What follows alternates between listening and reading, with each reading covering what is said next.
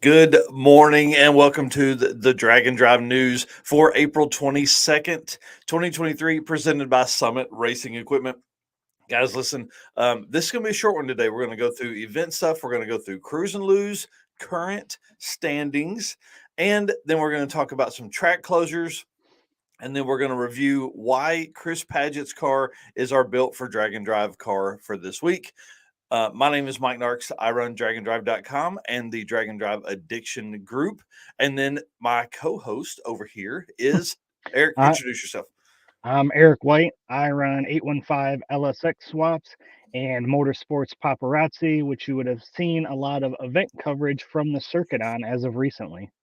Yeah, dude, you posted a ton of albums up. We got day 1, 2, and 3 albums up. I am having a little bit of allergy issues this morning, which is not going to help with mowing later. I got a busy day outside of this going on. So let's jump into it right now. Let's hit this intro button and then we're off and running.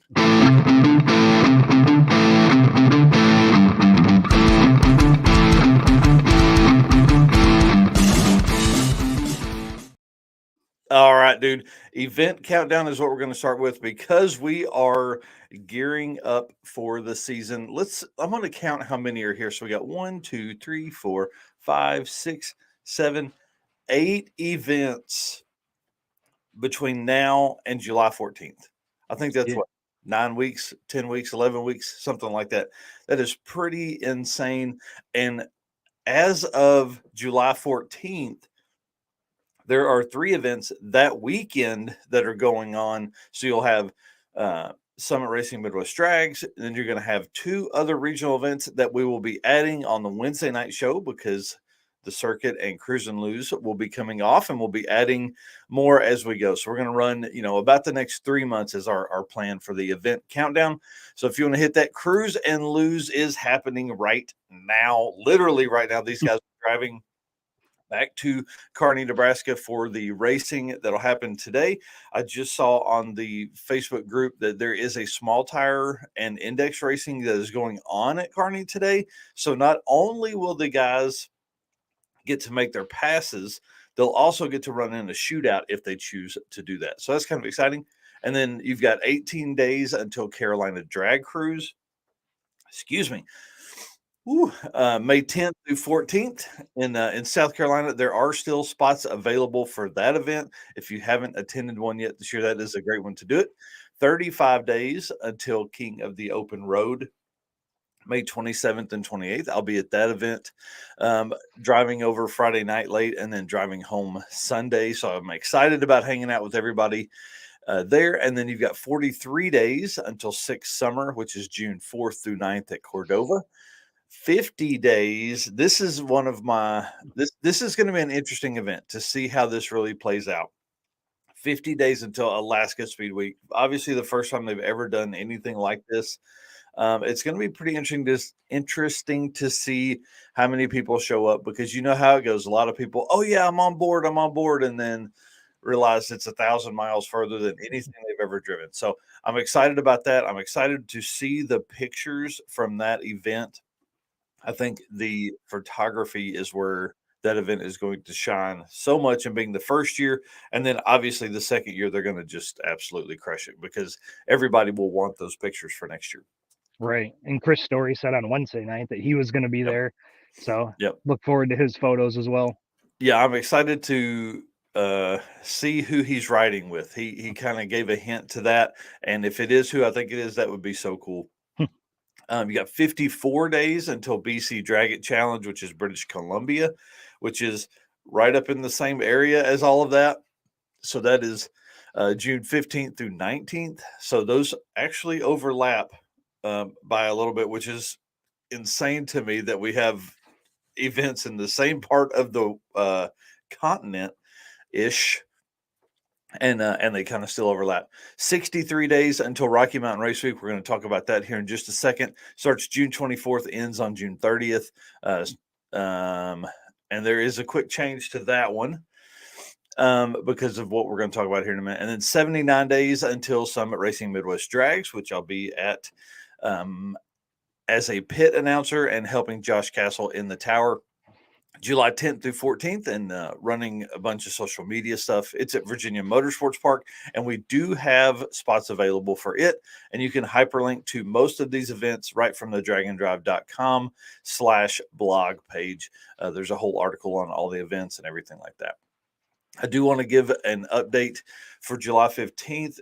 Centerville, Arkansas Drag and Drive event has been canceled. It's the first Drag and Drive event we've seen this year to get canceled. So I don't know what the story is there. I've reached out, but you know how it goes when people cancel stuff, they don't like to talk about it. So, anyways, it was going to be a single day event. They have canceled it. So let's jump into Cruise and Lose updates. They have a 650 class, 750 class, 850 class, and small tire class. So leading the 650 class currently is Jeff Mass with a 657.44. Now they only have to turn in one pass, so their one time slip from today will set their average for the weekend. So these are going in obviously a single pass. 750 class is Steve Smith with the 75062. He is like at least 2/10 faster than the next closest guy that we could see in the stuff posted by Zach, one of the event promoters. And then the 850 class is Kelly Hoff with an 85228. So there's definitely some room there for taking over the 850 class. And then small tire is Nick Lawson with a 53663. So good luck to everybody that is racing at Cruise and Lose this weekend. And their drive back today, I don't know if anybody headed back last night, but like Zach said the other night, it's like 190 miles back from I-29 to Kearney. So pretty long drive for every day of a regional event, but this is the closest track they have. So all right, and then we talked a little bit about Rocky Mountain Race Week earlier. I kind of hinted at that. Bandimere is closing at the end of this season, so they're going to start, but also Great Bend is not going to open for 2023. And actually, I can't remember how Matt said he was going to fix that. I'm pulling it up right now. We always hate to talk about how tracks are closing or not opening for the season, which is what is happening with Great Bend. But hold on, here we go. He said this week just been rolling with the punches. They're going to start at Kearney. Man, sorry. They're going to start at Kearney June 24th. They're going to have a drive day going to Bandimere. Then Tuesday, they're going to be at Pueblo. And then Wednesday, they will also be at Pueblo, which is something they did last year for 2.0 when a track in Louisiana closed. So they basically make a huge loop, 150, 200-mile loop around that area. Matt's notes here say June 28th, Pueblo, day 2 with a mountain excursion. So that's pretty exciting. And then you'll have a drive day back from Pueblo to Kearney, which I think is like 480 miles or something like that. So it's a haul for sure. That's 2 hard days of driving. Yes. So Matt says Bandimere will hang in for Rocky Mountain Race Week 2.0. It will be one of the last events hosted at Bandimere. Will be a Drag and Drive event, which is pretty exciting. So, and then the whole Great Bend thing that happened yesterday. I think what's wild to me is Bandimere makes the announcement of closing, and then Great Bend about 4 hours later makes their announcement that they're not opening. So I think they were like trying to sneak in under the radar and let Bandimere take a bunch of the heat.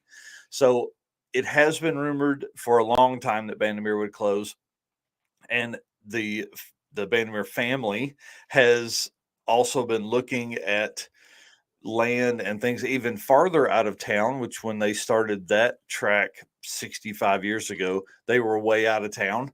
And now, now they're having to move further out. But supposedly that is the plan. And they'll build a brand new facility somewhere else down the mountain, I guess is what you would say.